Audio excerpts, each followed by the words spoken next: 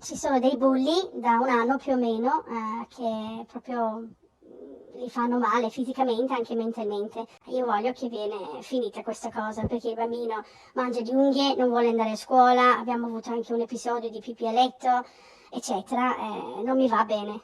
Cioè, questa non è l'Italia che conosco. È un'escalation di violenze, piccoli, grandi soprusi quotidiani, quella che racconta questa donna, vittima il figlio di 11 anni che non trova pace, i segni del disagio sulle unghie rosicchiate, sullo sguardo spento, sto più male dentro che fuori, dice il bambino accanto alla mamma che in queste ore lo ha ritirato da scuola in attesa di chiarimenti con il dirigente scolastico.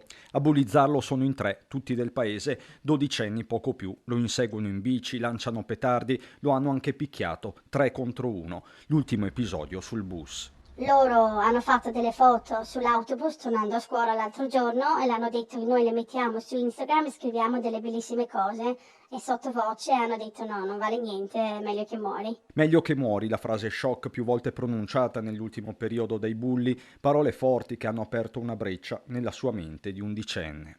C'è stata anche una frase che le ha detto suo figlio molto brutta nei giorni scorsi. Sì, io ho detto guarda, alzati che vai a scuola, no, no, portami tu a scuola, ma meglio morire di andare a scuola. Cioè, scusami, a 11 anni pensano queste cose. Ho paura perché 5 anni fa a Londra, mia amica, un'amica di scuola, aveva una bambina di 12 anni che era un po' in carne e le prendevano in giro perché era cicciotta e perché aveva gli occhiali. Questa bambina era come il mio, mangiava le unghie, diceva meglio morire invece di andare a scuola, infatti ha preso delle pastiglie, si è chiusa in camera, la mamma pensava che stava dormendo, era arrabbiata, è morta. Da qui la forza di squarciare il velo, dopo questa intervista seguiranno altri passi. Ho chiamato i carabinieri, il maresciallo è stato gentilissimo, è molto interessato a questo fatto. Domani mattina vado a parlare con la preside della scuola e poi subito vado a fare la denuncia.